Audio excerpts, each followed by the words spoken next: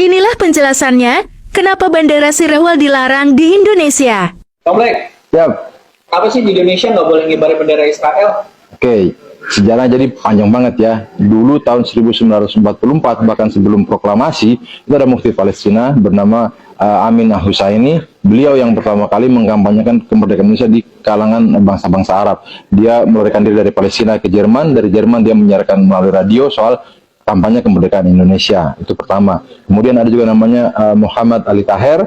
Dia pengusaha Palestina, beraja media. Dan waktu kita melawan penjajah pada agresi Belanda kedua tahun 1949, Ali Taher menyumbangkan semua dia punya tabungan untuk perjuangan di Indonesia.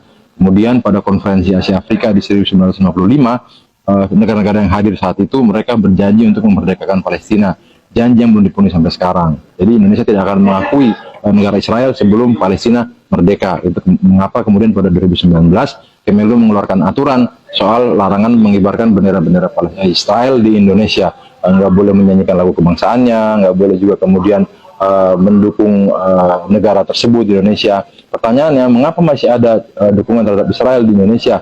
Nah, menurut Ketua FKUB Sulawesi Selatan, Pendeta Luki Rumopa, ini terjadi karena ada pemahaman yang dangkal di sebagian kecil umat Kristiani yang menganggap bahwa keberadaan Israel itu sudah dicantumkan di dalam Injil. Ini sesuai dengan sejarah yang disampaikan oleh Igan Pape, seorang sejarawan. Dia bilang bahwa pada awal berdirinya memang Zionisme ini juga didukung oleh gerakan Kristen Evangelisme di Inggris pada 1840.